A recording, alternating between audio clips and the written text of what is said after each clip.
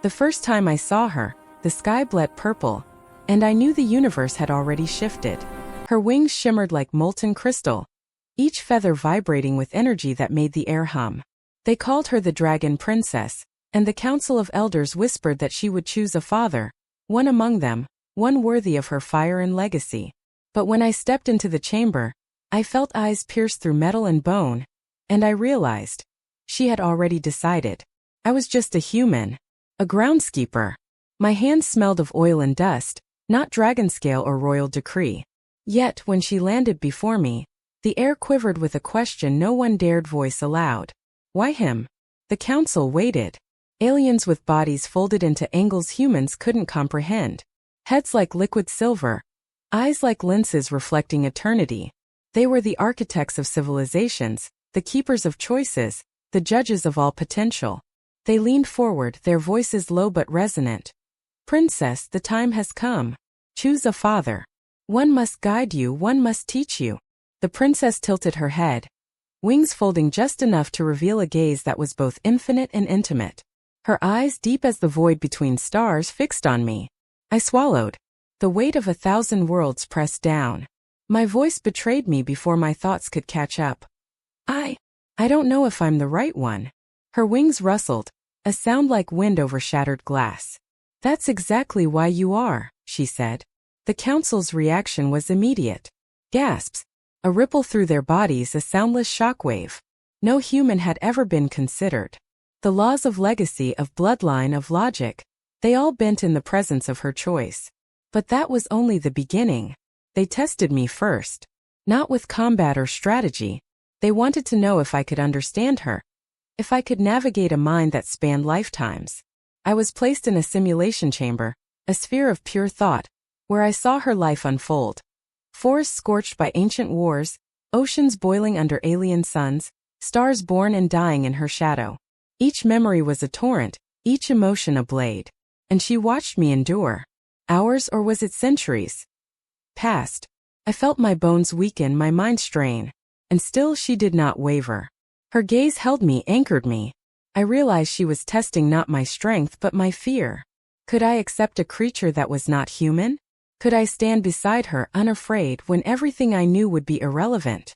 The elders murmured, as if debating whether to intervene. But none did. She had chosen.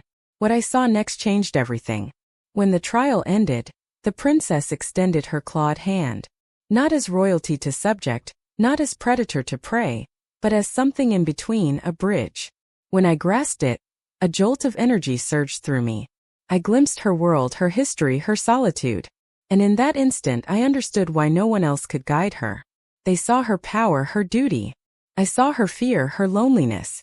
But the council was not pleased. A human cannot guide her, one of the silver-eyed elders said. Logic forbids it. Nature forbids it. She turned to me, her wings flaring, a warning as sharp as knives.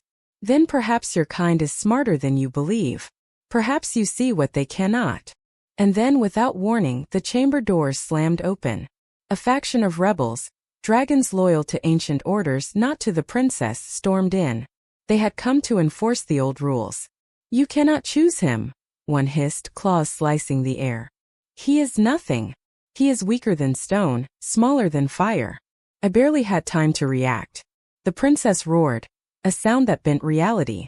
Flames licked the walls, turning the chamber into a cathedral of light and shadow. Yet in the midst of chaos, she leaned close to me and whispered, "Trust yourself." That moment, small and impossible, became the pivot of everything. We escaped not because we were strong but because I understood her. I moved where she could not, I reasoned where she could not. Every alien trap, every logic puzzle, every psychic barrier. She let me navigate it and I guided her through it. The council watched, their logic shattering around us. A human had become indispensable. Days passed in blur. We traversed alien worlds with skies of iridescent storms, cities built on the bones of stars, and forests that whispered in languages no human could hear. Each step brought new revelations. The princess had been manipulated, groomed by factions seeking to control her. Her choice of father was not just ceremonial. It was the key to ultimate power. And if the wrong being guided her, entire civilizations would fall. I wondered often if I was ready, if my mind, my heart, could bear the responsibility of someone who could reshape the universe. And yet, every time I looked at her, she reminded me, fear was irrelevant. None of us were prepared for the truth. It was on a world where gravity danced sideways that the true test came. A creature older than galaxies itself emerged, an enforcer of the ancient order. Its form was impossible. Liquid shadows coiled over crystalline bone. Its voice resonated in my chest. You are unworthy. I felt my courage falter.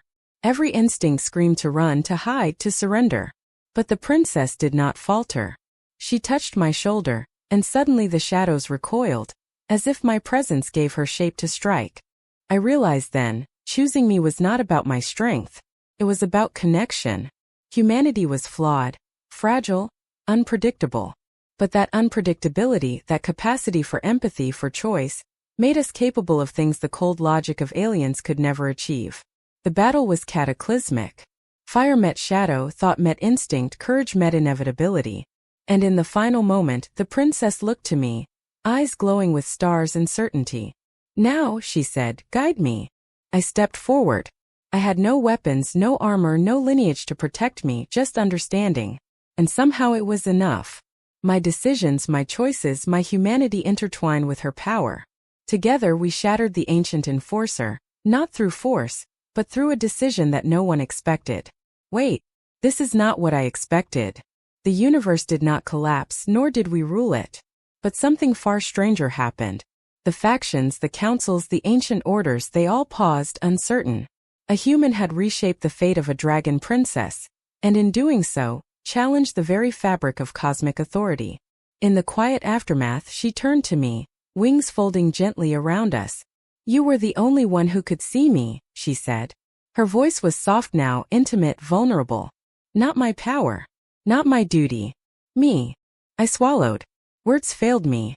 All the logic of worlds, all the strategies of empires, crumbled in that moment. She had chosen me, and I, against every fear, every expectation, had guided her. But the story did not end there. Choosing a father was not a single act, it was a journey. A test that would never truly end. And yet, for the first time in countless eons, the princess laughed. A sound like galaxies spinning into alignment. We returned to her world, not as subjects and rulers, but as companions bound by choice. The council, reluctantly, acknowledged the new reality. Her legacy was hers to shape, and my role mine to embrace. We faced challenges still. Alien threats that tested morality, cosmic storms that defied physics, and questions about what it meant to be human in the presence of beings who lived for millennia. Yet through every trial, every impossible decision, one truth remained. She had chosen me and I had chosen her. In the end, I realized something profound. Power was not about strength, nor lineage, nor ancient decree. It was about trust. It was about seeing someone, truly seeing them, and deciding to stand beside them no matter the cost. The final night came, not with a battle but with silence. Stars reflected off her wings, shimmering across the quiet city of crystal towers and endless skies. She perched beside me, her warmth both alien and comforting. I could have chosen anyone, she said softly. But I chose you. I turned to her knowing that nothing, neither logic nor power nor time itself, could ever undo that choice. And in that quiet, infinite moment I whispered back, then I will always choose you. The universe held its breath. And the dragon princess leaned into the human she had chosen. A bond that defied centuries, that defied logic, that defied even the stars. For in the heart of the impossible, sometimes humanity was enough. And that truly was everything.